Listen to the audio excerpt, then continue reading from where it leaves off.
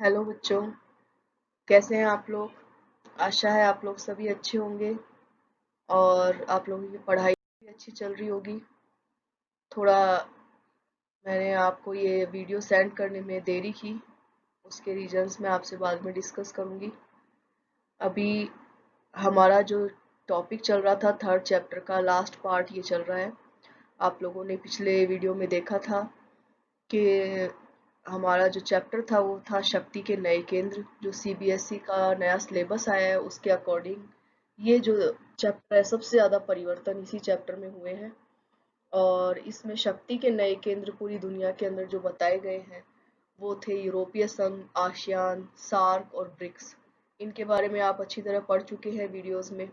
और चार मुख्य देशों को इसके अंदर शक्तिशाली केंद्रों के रूप में शामिल किया गया, जिसमें रूस, चीन, इजराइल और भारत।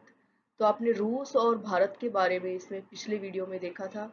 हम अपने इस वीडियो में थोड़ा बहुत चीन और इजराइल को समझने की कोशिश करेंगे।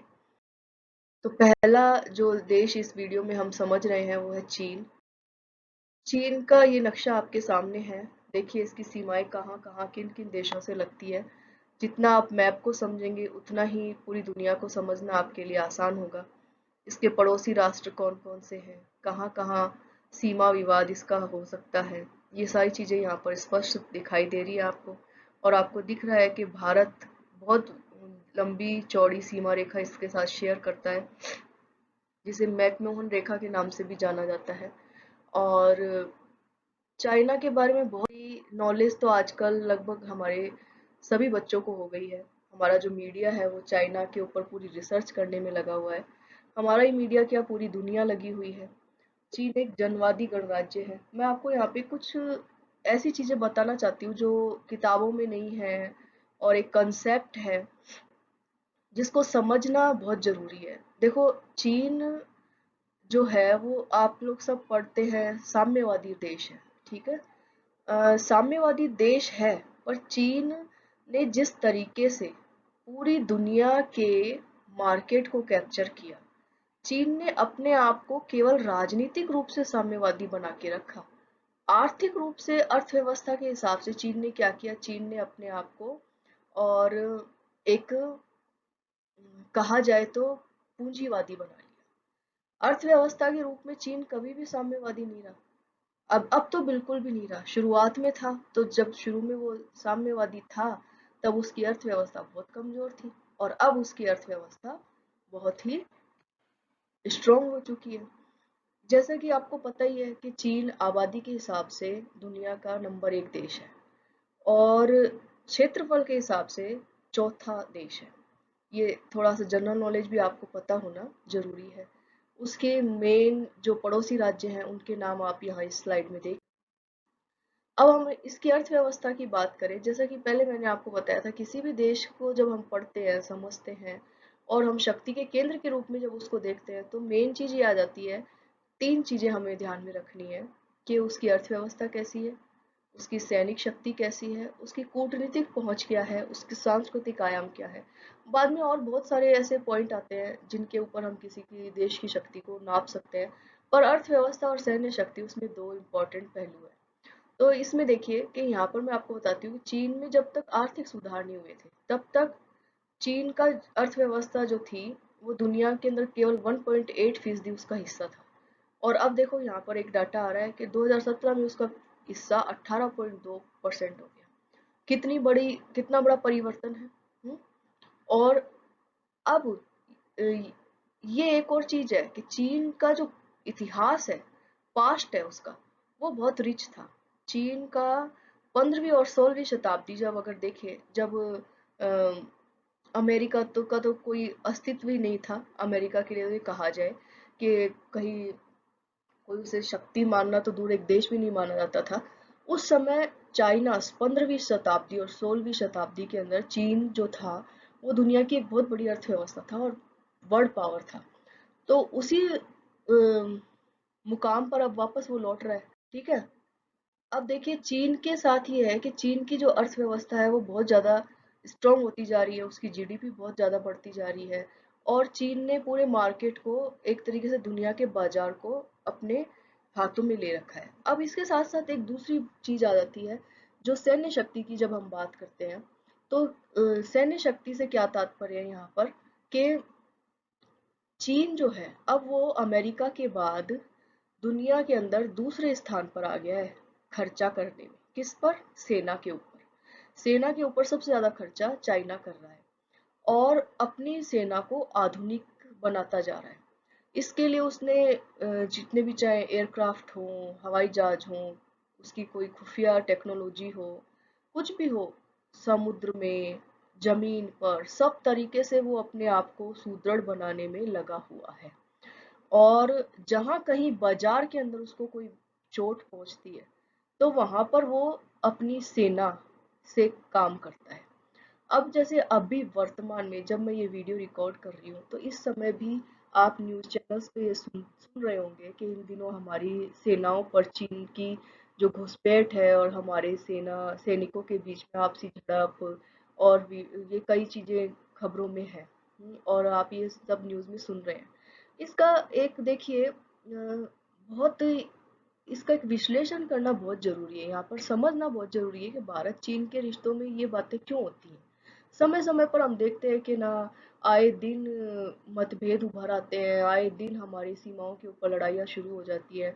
हम एक 62 का युद्ध चीन से लड़े थे और बहुत बुरी तरह हारे थे। अ, तो इसके पीछे कारण क्या है? देखो, आज के टाइम पर एक बहुत बड़े पेंडेमिक से हम गुजर रहे हैं। हम एक बहुत बड़ा संकट पूरी दुनिया देख रही है, और ये संकट भी उत्पन्न किया हुआ चीन का है। सारी दुनिया यही कह रही है कि वहीं से उत्पन्न हुआ है। ऐसे में एक तो पूरा अंतर्राष्ट्रीय विरोध चाइना झेल रहा है। दूसरी तरफ एक चीज जो मैंने नोटिस की है खास तौर पर, कि जब भी कभी आप ये देखो कि हम हमारे देश के अंदर ये चलता है ना कि हम स्वदेशी अपनाओ, चीनी आइटम का बहिष्कार करो। जैसे ही हम ये अभियान चलाते हैं, हम आत्मनिर्भर बनना चाहते हैं, हम बाजार से उसकी चीजें आउट करना चाहते हैं, वैसे ही हमारी सेना, हमारी जो सीमाएं हैं, उन पर तनाव बढ़ जाता है। वैसे ही हमारा जो रिलेशन है चाइना के साथ खराब होने लग जाता है।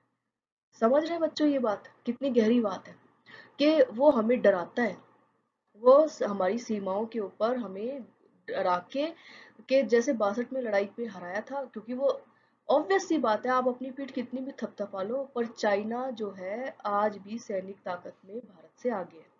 इस बात को एक्सेप्ट करना पड़ेगा आप लोगों को। और आप हम देखते हैं, हमारा मीडिया देखता है, हमारे बहुत सो कॉल्ड मंत्री हैं, वो भी ऐसे ही करते हैं। हम अपनी पीठ खुद खुद ज्यादा थपथपाते हैं। ये बात थोड़ी सी कहने में भी ऐसा लगता है, और आप बच्चे सोच रहे होंगे कि मैम क्या बोल रही है, पर आपको पता है मैम क्या क्या बोलती है क्लास में, है ना। जो जो जो मेरी समझ में जो आता है वो मैं आपको समझाना चाहती हूँ। हाँ?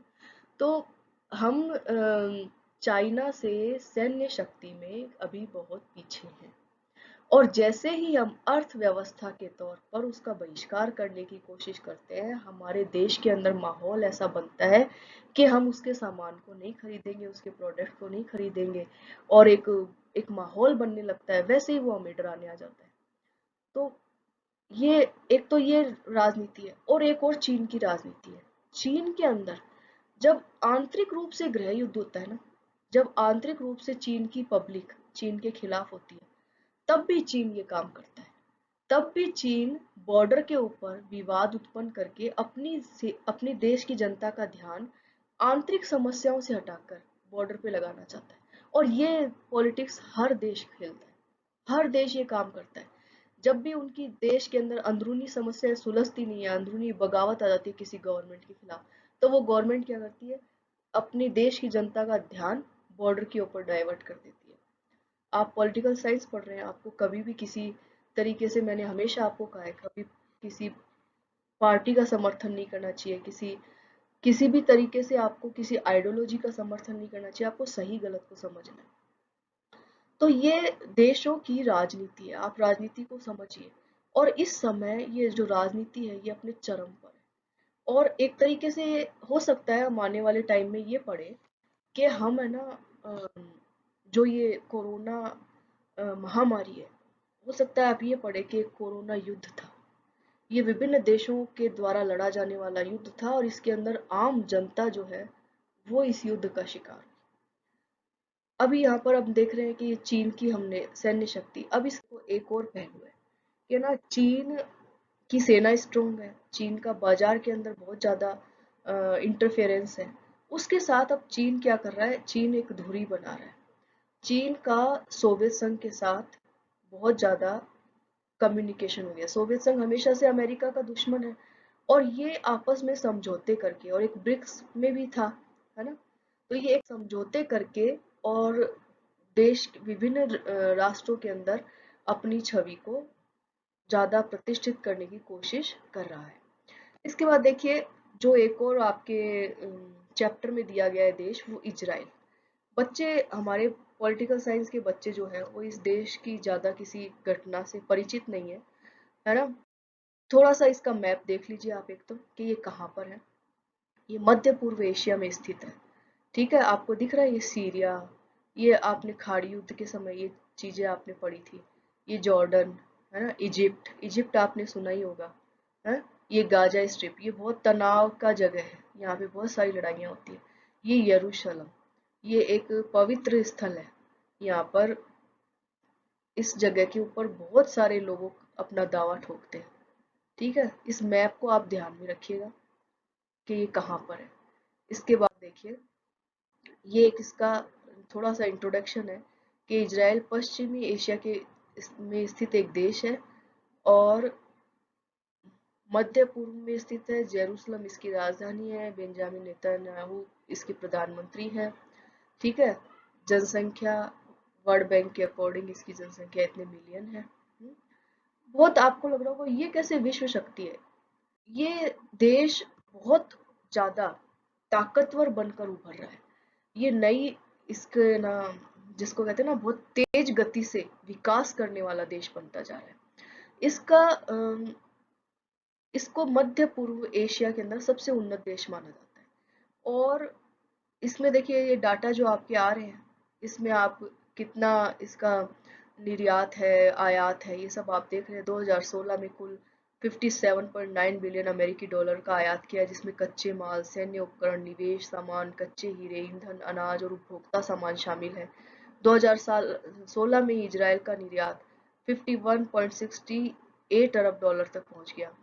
सॉफ्टवेयर, हीरे, कृषि उपकरण, मशीनें, ये सब वो निर्यात करता है, आयात करता है, बेचता भी है। ठीक है ना।